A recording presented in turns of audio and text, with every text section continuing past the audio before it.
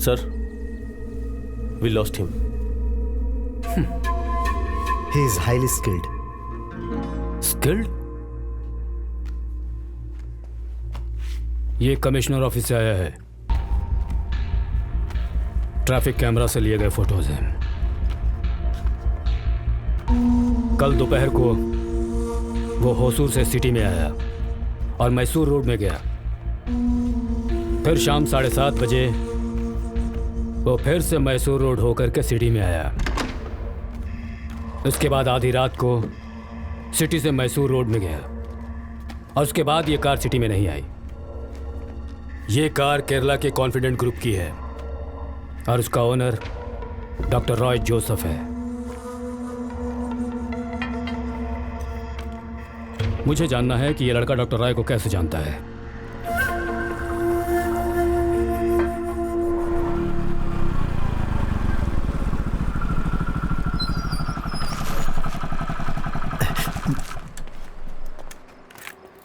Helmet मत उतारो।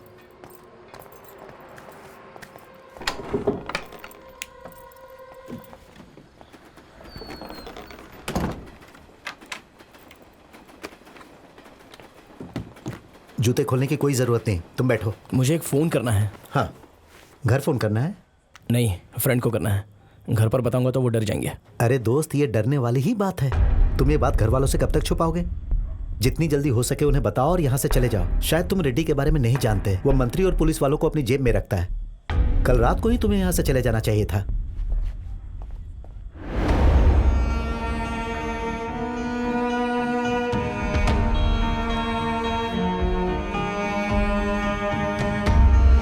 बेटा, तुम चिंता मत करो। तुम अभी बाहर मत निकलना। कल सुबह तक मैं वहां पहुंच जाऊंगा। क्या हुआ? है? क्या प्रॉब्लम है? कुछ तो बोलो, मुझे टेंशन हो रही है। नहीं, कुछ नहीं। हमने टीवी में देखा था ना, वो फॉक्स क्लब में एक लड़का गिर के मर गया था। ये उसी बारे में। हाँ। आदि से झगड़ा करने के बाद वो गिर के मरा। आदि ने कुछ नहीं किया, लेकिन हाँ, तो फिर वो वहाँ पर क्यों रुका हुआ है? उससे कहो कि अगली फ्लाइट से वो तुरंत यहाँ पर आ जाए। हाँ? तुम चुप क्यों हो?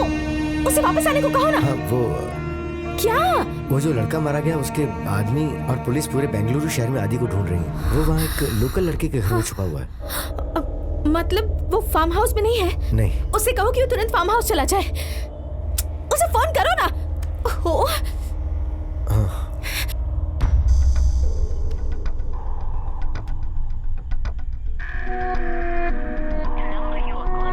स्विच ऑफ आ रहा है। Oh my God. मैं एक बार दोबारा ट्राई करता हूँ। हाँ, फोन करो।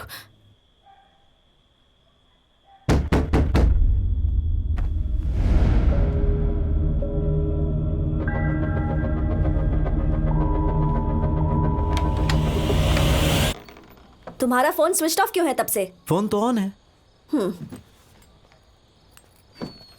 जब भी कोई जरूरी बात होती है फोन बंद होता है। हाँ, सही कहा, इसकी बैटरी खत्म हो गई है। उसे ही स्विच ऑफ कहते हैं।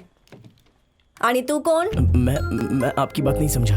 नहीं समझे? हिंदी ही आती है? तो बताओ कौन हो तुम? ये मेरा दोस्त है। अच्छा, तो तुम भी एक लोफर ही होगे। मेरी दीदी। अच्छा, बताओ तुम्हारा नाम क्या है? आदि। क्या कहा? आदित्य मोहन। ओह, तो शॉर्ट फॉर्म में आदि है। पूरा नाम पहले बताना चाहिए। आदि ऐसे बोल रहे हो जैसे आधे हो। दीदी प्लीज तंग मत करो, इसे अकेला छोड़ दो। क्या काम करते हो और रहते कहाँ हो ये बताओ। हेलो, तुमसे ही पूछ रही हूँ, ऐसे क्या देख रहे हो उसे? लगता है कुछ तो गड़बड़ है। ऐसी बात नहीं है, ये कल ही केरला से आया है, इसीलिए मुझे देख रहा है। ओहो, क्या बात है? फिर से उसे देख रहे हो? या लड़की का मामला है या ड्रग्स का? नहीं, ऐसा कुछ नहीं है। अरे दीदी, ये ऐसा वैसा लड़का नहीं है, बहुत अच्छे परिवार से है। देख, आजकल ये अच्छे परिवार के लड़के ही ऐसे घूमते हैं। दीदी प्लीज इसे अकेला छोड़ दो ना। आदि, ये मेरी दीदी जया है, मेरी इकलौती दीदी। सिर्फ नाम से जया हूँ, पर जिंदगी में पराजय ही मिली है। अच्छा सुन, तूने माँ को खाने के लिए कुछ दिया? नहीं, वो गहरी नींद में थी।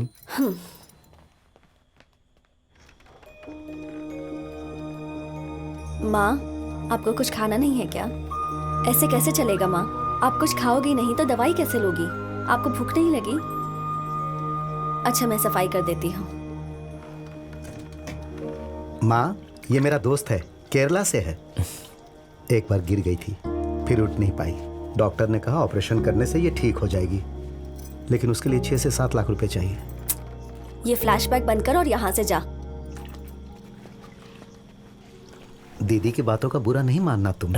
वो ऐसी ही है, वो बहुत तकलीफ उठाती है ना। माँ की दवाइयों के लिए हर महीने 10,000 रुपए लगते हैं। तुम्हारे पिताजी कहाँ हैं? वहां देखो, 5 साल पहले वो चल बसे, खुदकुशी कर ली थी। जानते हो, इंदिरा नगर में हमारा घर और प्रॉपर्टी थी। पिताजी की ट्रेवल एजेंसी थी और उनका बिजनेस भी बहुत अच्छा चल रहा था। उसे और डेवलप करने के लिए उन्होंने बैंक से लोन लिया। फिर कुछ समय के बाद बैंक लोन की वजह से हमारा घर, प्रॉपर्टी और बिजनेस सब बर्बाद हो गया। मेरे पिताजी बहुत सीधे आदमी थे, इसलिए सब खत्म हो गया। बैंक वालों ने मेरे पिताजी को धोखा दिया क्योंकि उन्हें हमारी प्रॉपर्टी चाहिए थी। जानते हो उस बैंक का ऑनर कौन है? नारायण रेड्डी। अब तुम समझ गए ना कि तुम्हारी मदद मैं क्यों कर रहा हूं। जब मुझे पता चला कि तुम्हारे पीछे रेड्डी के आदमी हैं तो मैंने मनी भाई को फोन किया। उन्होंने ही मुझे व्हाट्सएप करके तुम्हारे बारे में बताया। वो तुम्हें जानते हैं, यहाँ उनके 2 ट्रक चलते हैं। वो पीने का पानी और केरोसिन सप्लाई करते हैं। मनी भाई रेड्डी के बैंक में भी सप्लाई करते हैं। लेकिन तुम घबराओ मत, वो भरोसेमंद है। अरे बातें खत्म नहीं हुई तुम्हारी। आदि, हमें खाना खाना है, उसके बाद मुझे सोना है। तुम फिर से उसे देख रहे हो? दीदी आज ये यहीं रहने वाला है। तुम पागल हो गए हो क्या? एक अनजान आदमी को हम कैसे यहाँ रहने दे सकते हैं? दीदी मैं एक बात बोलूं? अब हेलो, हाँ हाँ देता हूँ। तुम्हारी माँ है। दीदी आओ, मैं आपको सब बताता हूँ। हाँ आदि बेटा, मैं कब से तुम्हें फोन लगा रही हूँ। तुम्हारा फोन स्विच ऑफ क्यों है? फोन की बैटरी डाउन हो गई है मॉम। ये सब मैं क्या सुन रही हूँ आदि? मैंने कोई गुनाह नहीं किया mom, it was an accident. Okay बेटा, लेकिन तुम अब वहाँ मत रुको। तुम रॉय अंकल के फार्म हाउस में चले जाओ, वो जगह सेफ है। तुम्हारे डैड वहीं पर आ रहे हैं। मैं भी उनके साथ आना चाहती हूँ, लेकिन ये मुझे ला ही नहीं रहे। दो ना मुझे। स्पीकर पर डालिए, मुझे भी सुना है वो क्या कह रहा है। हाँ दी, मैं अभी यहाँ से निकल रहा हूँ और मैं कल दोपहर तक बेंगलुरु पहुँच जाऊंगा और रॉय भी कल सुबह वहाँ पहुँच जाएगा। मैं सीधा फार्म हाउस जाके रॉय से मिलके तुम्हारे पास आता हूँ। वहाँ बेंगलुरु में रॉय के कुछ कॉन्टैक्ट्स हैं। मेरे वहाँ पहुँचने तक तुम कहीं बाहर मत निकलना। मैं वहाँ पहुँचकर तुम्हें फोन करता हूँ। ठीक है डैड। तो मैं चलता हूँ, टाइम हो गया मेरा। तुमने फोन लिया? हाँ ले लिया। शरद मेरे भाई, ये तू क्या कह रहा है? जितनी जल्दी हो सके इसे अपने घर भेजने के बजाय तो इसे हमारे घर लेकर आ गया। रेड्डी के आदमियों को पता चला तो पता है ना वो क्या करेगा हमारे साथ। दीदी आप जैसा सोच रही हैं वो वैसा नहीं है। भैया आदि, तुम क्यों रेड्डी के बेटे से झगड़ा करने गए थे? मैंने झगड़ा शुरू नहीं किया, उसने खुद झगड़ा शुरू किया। मेरी वजह से आपको कोई खतरा नहीं होगा। मैं फार्म हाउस चला जाता हूँ। दीदी की बात तुम्हें बुरी लगी? नहीं, ऐसी बात नहीं है। रॉय अंकल कल सुबह वहाँ आने वाले हैं और डैड भी वहाँ आने वाले हैं। मैं मनी भाई को फोन करके बाहर की स्थिति का पता लगाता हूँ। ए, मेरा फोन तुम्हारे पास है। Oh sorry.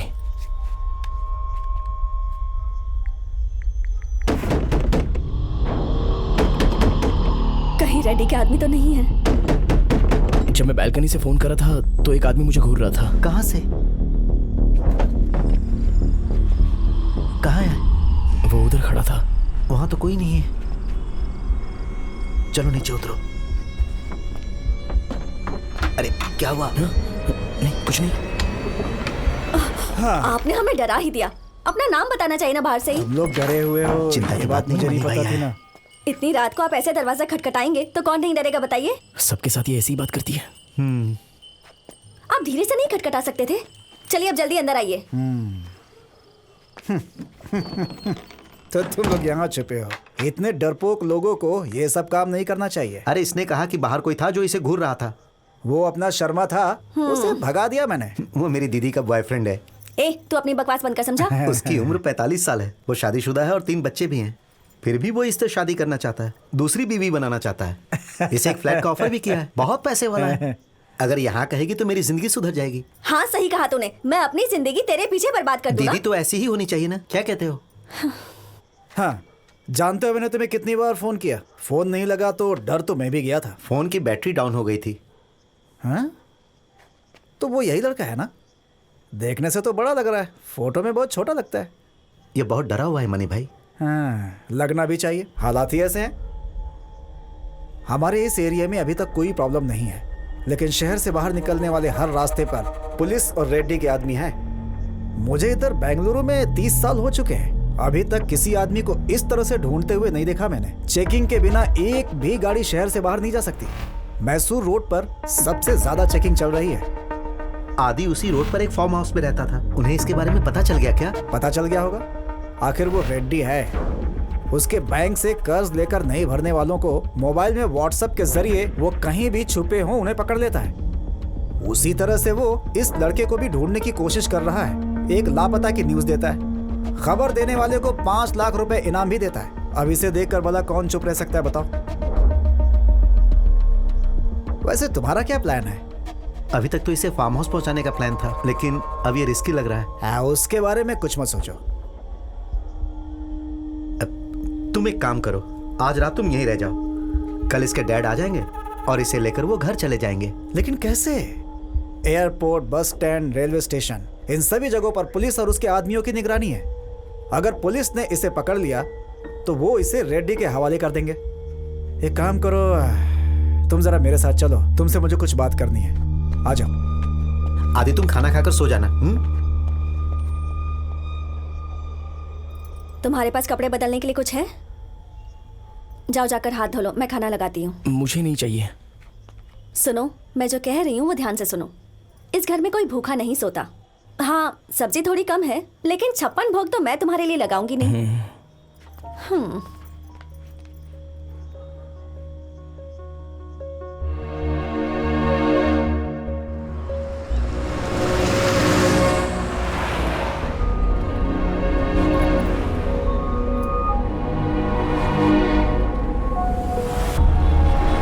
I don't know, ये प्रोजेक्ट मुझे किसी भी कीमत पर मिलना ही चाहिए, समझ गए ना?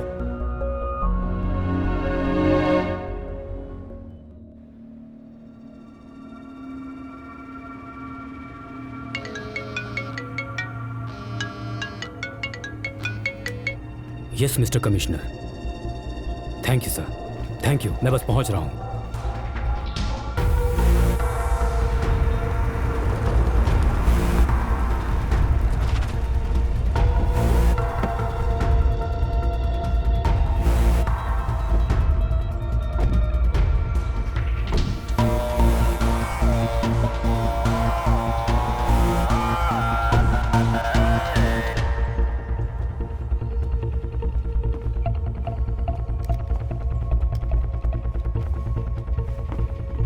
डॉक्टर रॉय। यस। मैं नारायण रेड्डी हूँ। आपको बता दूं कि कल मेरे इकलौते बेटे की हत्या हो गई। My heart felt condolences. मेरे बेटे अर्जुन की मौत का कारण जो लड़का है, उसका नाम आदित्य मोहन है। मैं उसे ढूंढते हुए आया हूँ। आई एम सॉरी, मैं उस लड़के को नहीं जानता।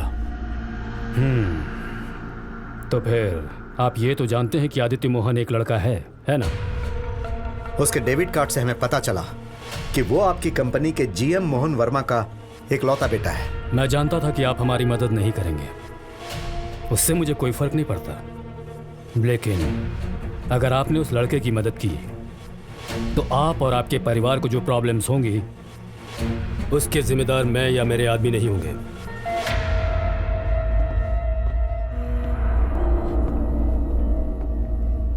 मैं उसे उसी दर्द से गुजरवाना चाहता हूं जिससे मेरा बेटा गुजरा, इसलिए मैं उसे अपनी बिल्डिंग से नीचे फेंक दूंगा। उससे कहिएगा वो जिंदा रहे।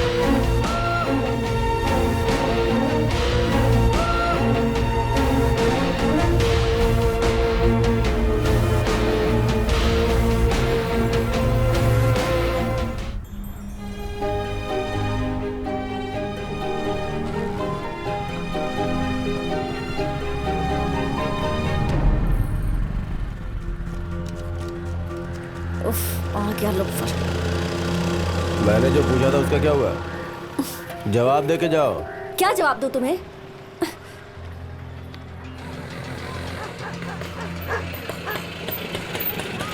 कितना हुआ? 50 रुपए। हाँ, आइए ये सर। लो।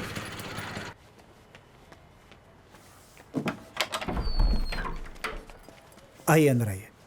आदि। आदि, बेटा। Dad, I didn't do it. मैंने कोई अपराध नहीं किया डैड। मैं जानता हूँ बेटा, मैं जानता हूँ तुमने कुछ नहीं किया है। तुमने कोई अपराध नहीं किया है। मुझे तुम पर भरोसा है। मॉम, मॉम थोड़ी डरी हुई है। उसने कहा है तुमसे मिलते ही मैं उसे कॉल करूं।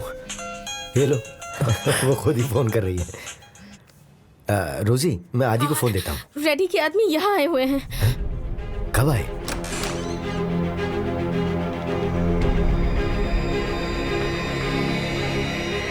कौन है आप लोग? ये आदित्य मोहन का घर है? हाँ।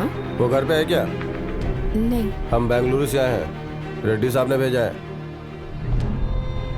आदि को यहाँ लेकर मत आना, उसकी जान को खतरा है मोहन। नहीं नहीं, मैं उसे वहाँ लेकर नहीं आऊँगा।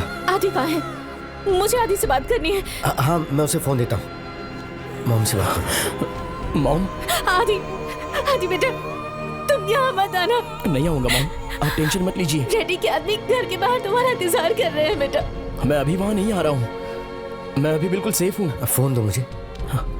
रोजी, मैं जो कह रहा हूँ वो ध्यान से सुनो। तुम आदि का ख्याल रखना मोहन, और उसे यहाँ मत लाना। रोजी, मैं बाद में बात करता हूँ।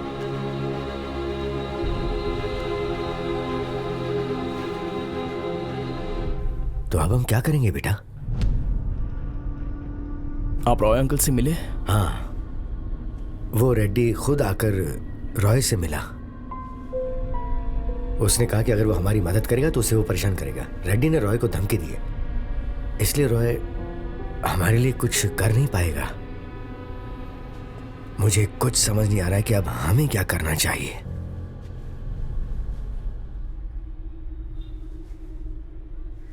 डैड, जो भी हो, हमें यहाँ से जाना चाहिए। मेरी वजह से इन्हें परेशानी नहीं होनी चाहिए। हाँ ठीक है, इस बारे में मैंने सोचा ही नहीं था। हम चलते हैं। आखिर तुम यहाँ से जाओगे कहाँ? फिलहाल तो किसी होटल में रहेंगे, उसके बाद सोच लेंगे। तुम कहीं नहीं जाओगे। हाँ आदि, यहाँ सुविधा कम जरूर है, लेकिन तुम्हें यहाँ ढूंढते हुए कोई नहीं आएगा। तुम्हारे जैसा बड़े घर का लड़का इस घर में आके रहेगा, ये तो वो लोग सपने में भी नहीं सोचेंगे। जया जो कह रही है वो सही है सर। हमारे और आपके बीच कोई संबंध नहीं है सर। वो लोग आपको यहाँ नहीं ढूंढेंगे। कुछ दिन बिना बाहर जाए इसे यहीं रहने दीजिए सर। पहले मामला ठंडा होने दीजिए, फिर देखते हैं। सर मेरे पास एक आइडिया है।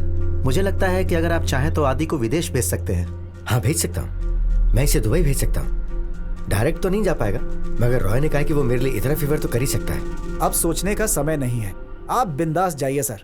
घर पहुंचकर आदि को दुबई भेजने की तैयारी कीजिए आप।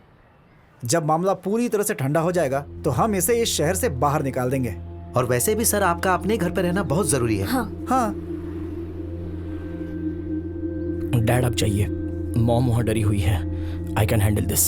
सर आप बेफिक्र होकर जाइए, हम आदि को कोई तकलीफ नहीं होने देंगे।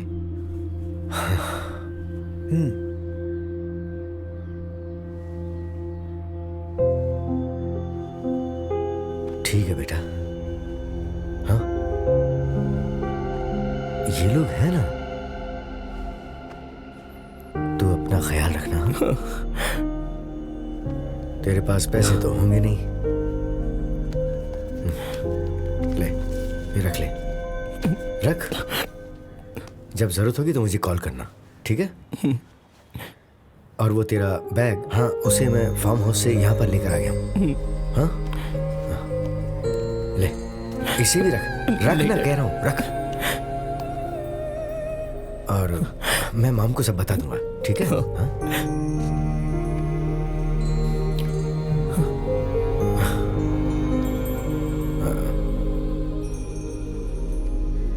अब मेरा बैग कहाँ है? हाँ। हाँ।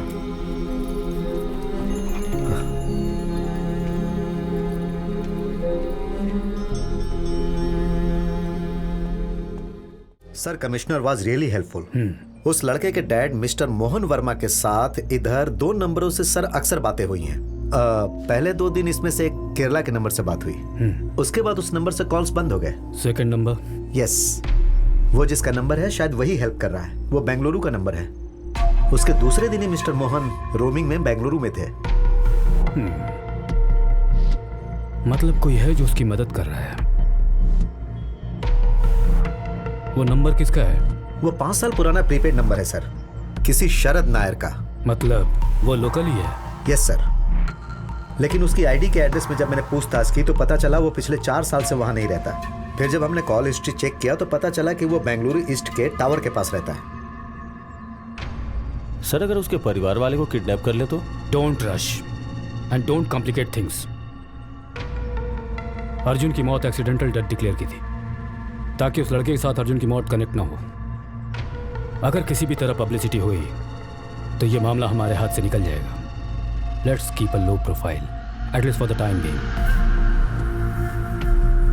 उस लड़के के डैड का फोन टैप करना होगा। उन दोनों के बीच में क्या बातें होती हैं वो मैं जानना चाहता हूँ। वो इतना आसान नहीं है सर।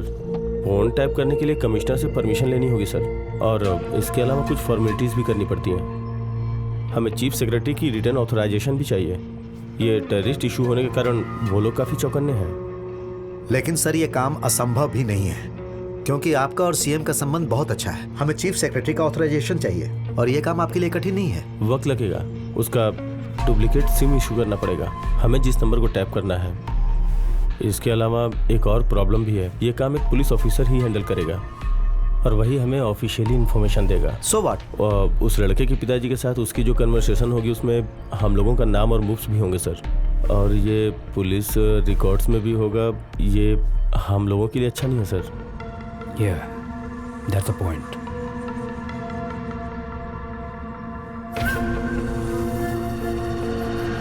एक बात हो सकती है सर, हम कमिश्नर से कह सकते हैं कि वो सिम हमें दे दे